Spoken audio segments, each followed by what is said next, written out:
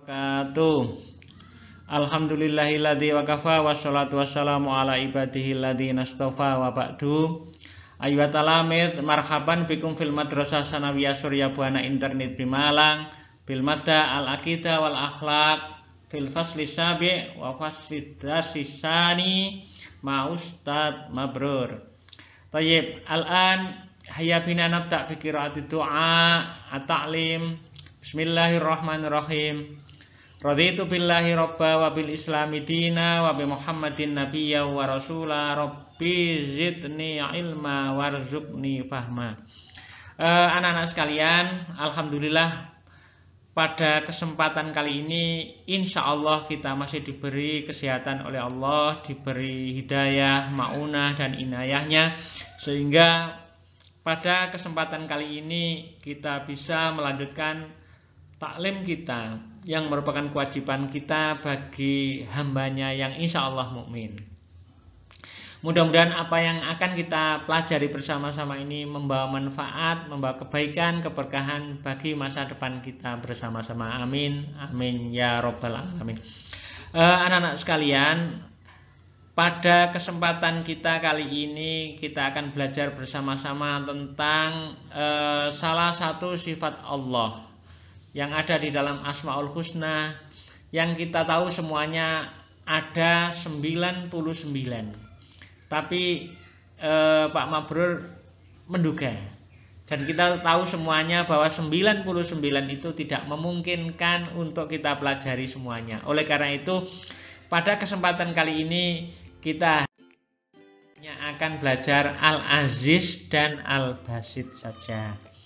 Anak-anak sekalian, apa sih harapannya atau yang diharapkan dari pembelajaran Al-Aziz dan Al-Basit ini? Harapannya adalah Pak Mabrur kepingin kalian mampu menjelaskan arti dari Al-Aziz dan Al-Basit itu, minimal itulah. Yang kedua, bisa dikuatkan dengan cara berdiskusi dengan materi beberapa ayat Al-Quran yang berkaitan dengan Al-Aziz dan Al-Basit sebagai dalil naklinya. Kemudian untuk menguatkan itu kita bisa mengidentifikasi contoh atau bukti di alam semesta tentang adanya sekian banyak gejala sebagai bukti bahwa Allah itu bersifat Al-Aziz dan Al-Basit. Sekaligus diharapkan kalian bisa mengimplementasikan keteladanan dari Al-Aziznya Allah dan Al-Basitnya Allah, sehingga kita bisa meneladani, bisa mencontoh, ya sekurang-kurangnya, walaupun tidak mungkin persis seperti Al-Aziz dan Al-Basitnya Allah, tapi mampu memberikan keteladanan dengan cara mengadopsi dari Al-Aziz dan Al-Basitnya Allah. Anak-anak sekalian, adapun tujuan pembelajaran kita kali ini adalah diharapkan kalian mampu memahami arti dari Al-Aziz dan Al-Basit. Diharapkan kalian paham tentang beberapa ayat Al-Quran sebagai dalil nakli dari Al-Aziz dan Al-Basit. Diharapkan juga kalian mampu menghubungkan contoh atau bukti dengan fenomena secara kontekstual yang ada di alam semesta ini, dan bisa mengidentifikasikan contoh-contoh sebagaimana yang tadi disebutkan, untuk akhirnya bisa dihubungkan sebagai bukti bahwa kejadian itu merupakan bukti dari Al-Aziz dan Al-Basitnya Allah Subhanahu wa Ta'ala. Tadi sudah dijelaskan anak-anak bahwa materinya adalah tentang Al-Aziz dan Al-Basit, dalilnya, contohnya, dan diharapkan mampu memberikan keteladanan. Anak-anak sekalian, selanjutnya mari kita amati di hadapan kalian itu Pak Mabrur memberikan sekian gambar. Ada sejumlah gambar yang bisa kalian lihat, bisa kalian amati, bisa kalian renungkan. Yang pertama adalah ada angin puting beliung, ada gunung berapi, ada tata surya, ada bencana tsunami, ada banjir bandang, bahkan ada tanah longsor dan lain-lainnya. Semuanya itu mulai dari puting beliung, tanah longsor, tsunami, kebakaran, dan seterusnya itu merujuk kepada salah satu makna atau arti bahwa itulah Al-Aziznya Allah.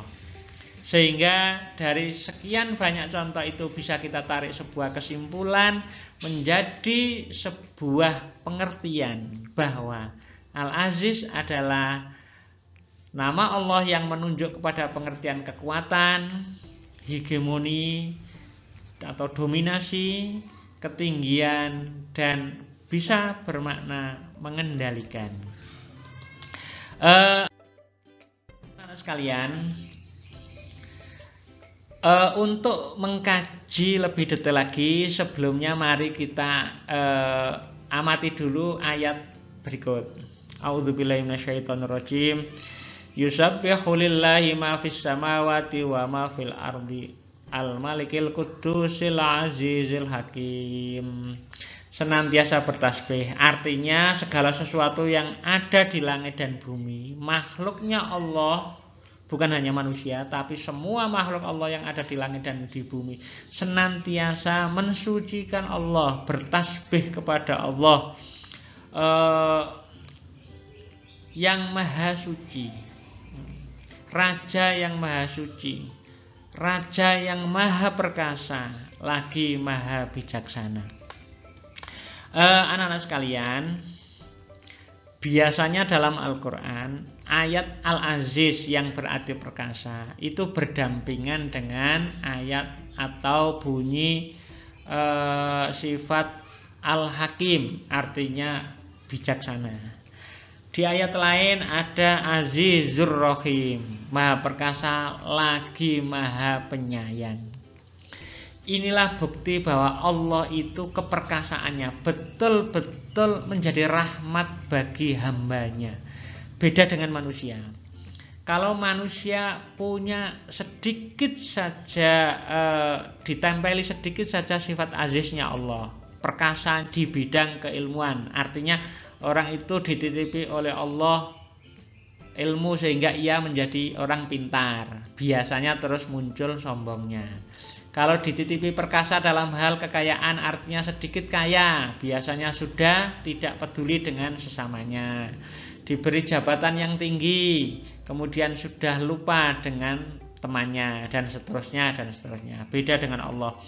Kalau keperkasaannya Allah itu selalu didampingi dengan sifat lain, yaitu bijaksana. Ada sifat Al-Aziznya Allah didampingi, diikuti dengan sifat kasih sayangnya Allah, Azizur Rahim, dan seterusnya dan seterusnya. Ya, anak-anak sekalian, selanjutnya adalah contoh bukti bahwa Allah itu bersifat Al-Aziz atau Maha Perkasa. Dari sejumlah gambar yang disajikan oleh Pak Mabrur yang kalian sudah lihat tadi, ada beberapa ya. Mari kita cermati lebih mendalam. Semuanya mulai dari gerhana matahari, ada gunung meletus, ada tsunami, ada banjir bandang, tanah longsor, badai, bahkan adanya alam semesta itu sendiri adalah merupakan bukti nyata bahwa Allah itu adalah Al-Aziz, artinya Maha Perkasa. Nah, dari sekian banyak contoh ini kita uraikan lagi lebih mendalam, kita rujuk ke maknanya bahwa Al-Aziz itu artinya Maha Perkasa. Siapa yang mampu membuat dan mengendalikan terjadinya gerhana? Tidak ada yang bisa. Siapa yang mau menciptakan dan mengendalikan gunung meletus? Tidak ada.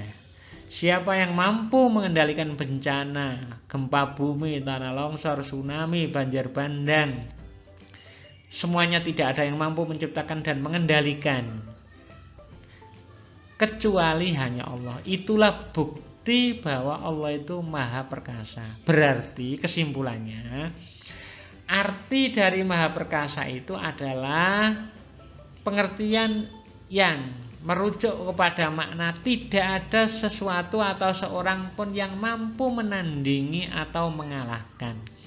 Jadi pantas dan wajarlah kalau Allah itu bersifat Al-Aziz. Artinya tidak ada seorang pun atau sesuatu pun yang mampu menandingi, mengalahkan.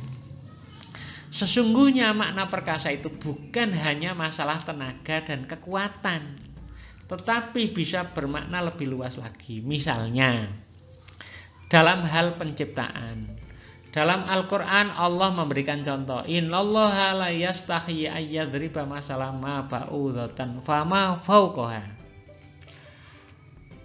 Allah tidak malu membuat contoh, membuat binatang kecil seperti nyamuk. Apa istimewanya nyamuk? Coba kita cermati. Makhluk Allah yang sekecil itu sama dengan manusia, punya organ tubuh, punya usus, punya pencernaan, punya ini, punya itu, semuanya punya sama, walaupun kita tidak melihatnya. Ilmu pengetahuan hampir tidak ada yang mampu, bahkan tidak mampu untuk menjangkau tentang kerumitannya organ-organ yang ada dalam tubuh seekor nyamuk. Sedemikian hebatnya, sedemikian detailnya Allah menciptakan nyamuk. Bahkan masih ada makhluk-makhluk yang kecil lainnya, lebih kecil dari nyamuk, yang memiliki organ tubuh seperti manusia atau makhluk-makhluk yang lebih besar. Tidak ada seorang pun atau teknologi manapun yang mampu menjangkau keperkasaan, kehebatan seperti perkasanya Allah membuat nyamuk atau makhluk-makhluk yang lebih kecil daripada nyamuk. Jadi sesungguhnya perkasa itu bukan hanya urusan tenaga dan kekuatan, tapi kehebatan dalam berkreativitas, berkreasi, berproduksi. Kalau misalnya ada yang bisa mengalahkan, itu namanya bukan perkasa, tetapi hanya Allah lah yang maha perkasa. Yang terbukti bahwa semua ciptaan Allah tidak ada seorang pun atau sesuatu pun yang mampu menandingi tentang keperkasaannya, kehebatannya. Anak-anak sekalian, selanjutnya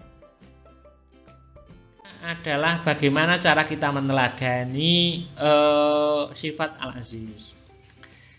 Ada sekian banyak cara untuk bisa meneladani sifat Al-Aziz. Namun di sini hanya ada beberapa saja yang Pak Mabur sampaikan. Yang pertama, misalnya kita bisa tunduk dan patuh terhadap ketentuan yang berlaku atas diri kita. Jadi hendaklah kita mengikuti alur sunnatullah, nature of law, hukum alam. Itu semuanya tunduk kepada aturan-aturannya. Yang kedua, rela menerima ketentuan Allah dengan ketulusan hati. Tidak pernah mengeluh, tidak pernah menggerutu, selalu ikhlas, tulus dalam menerima semua yang ditetapkan oleh Allah. Dan tidak pernah menyesali nasib apa yang sudah ditentukan, diberikan oleh Allah kepada kita. Dan hendaknya kita memiliki cita-cita yang tinggi dan kita harus yakin dapat meraihnya, serta senantiasa berserah diri hanya kepada Allah, karena hanya Allah lah yang penentu segala sesuatunya. Dari uraian di atas tentang Al-Aziz bisa disimpulkan bahwa betapapun kuatnya manusia tidak mungkin mampu menyamai, menandingi, apalagi mengalahkan keperkasaan Allah. Betapapun hebatnya manusia tidak mungkin dapat menyamai atau menandingi, apalagi mengalahkan kehebatan Allah. Betapapun canggihnya teknologi manusia tidak mungkin mampu menyamai, menandingi, bahkan mengalahkan kekuasaan Allah. Tidak ada seorang pun atau sesuatu pun yang mampu menghalangi kehendak Allah. Wa ma tasyauna illa ayyasha Allah. Anak-anak sekalian, selanjutnya marilah kita pelajari juga tentang sifat al-basitnya Allah. Sebelum masuk ke materi al-basit, lihatlah gambar yang ada di hadapan kalian itu. Ada air bersih, bening, air mineral, ada berbagai macam buah-buahan, ada sejumlah karunia Allah di lautan yang berupa ikan, ada sinar matahari yang cerah, ada udara yang sejuk, dan masih banyak yang lain lagi. Semuanya itu merujuk kepada makna dari salah satu sifat Allah yang bernama Al-Basit. Apa sih Al-Basit itu? Dari sekian gambar yang disajikan Pak Mabro yang telah kalian lihat tadi, sudah bisa mengarah ke sana. Sudah bisa diduga bahwa Al-Basit itu adalah bisa bermakna membentangkan, melapangkan, membuka lebar rezeki, rahmat, dan nikmatnya. Semua mulai dari buah-buahan, ikan yang ada di lautan, sinar matahari yang cerah, air yang bersih, jernih, dan kesehatan, dan seterusnya, merupakan bentangan rezeki, rahmat, dan nikmat Allah yang tidak ternilai harganya. Oleh karena itu wajib bagi kita untuk mensyukurinya. Wa in ta'uddu nikmatallahi la tuhsuha. Jika nikmat Allah yang sekian banyak itu kita hitung, nggak mungkin ada seorang pun yang mampu menghitungnya. Makna tadi dikuatkan sekian banyak ayat Al-Quran, antara lain Allahu yabsutur rizqa liman yasha' wa yaqdir. Allah meluaskan rezeki dan menyempitkannya bagi siapa yang dikehendaki oleh Allah. Anak-anak sekalian, masih banyak ayat, silakan nanti dikaji sendiri seperti yang dijelaskan oleh Pak Mabrur pada ayat-ayat tersebut ya. Berikutnya adalah contoh atau bukti Al-Basit. Artinya Allah Maha melapangkan rezeki. Di antaranya adalah, karena ini hanya contoh, selain ini masih amat sangat banyak yang bisa kalian cari sendiri, dan tentu saja melalui proses perenungan dan pemikiran ya. Ada buah-buahan yang melimpah, itu kalau kita kupas, kita kaji satu persatu, tidak mungkin bisa selesai. Ada anggur yang warnanya seperti itu, dengan ciri khas rasa seperti itu. Ada jambu warnanya seperti itu, rasanya seperti itu. Ada tomat, ada jeruk, ada mangga, ada alpukat, dan aneka macam buah-buahan yang lain yang semuanya punya ciri khas warna dan rasa serta manfaat atau khasiatnya sendiri-sendiri. Betapa hebatnya tadi sudah dijelaskan dalam pembahasan Al-Aziz Maha Perkasa. Betapa maha perkasanya Allah, artinya nggak ada orang yang mampu menandingi. Allah menciptakan jeruk dengan rasa asam. Allah menciptakan buah nanas dengan rasa manis keasaman. Semuanya ada aneka rasa, aneka warna, dan aneka khasiat serta manfaatnya yang tidak bisa kita hitung satu persatu, saking banyaknya maksudnya itu. Ada air yang jernih, ada kekayaan laut yang penuh dengan gizi, vitamin, nutrisi, hewan, sinar matahari yang cerah, yang sejuk, ada samudra yang membentang, ada tanah yang subur, ada udara yang sejuk, kesehatan, semuanya diperuntukkan untuk kita sebagai hambanya.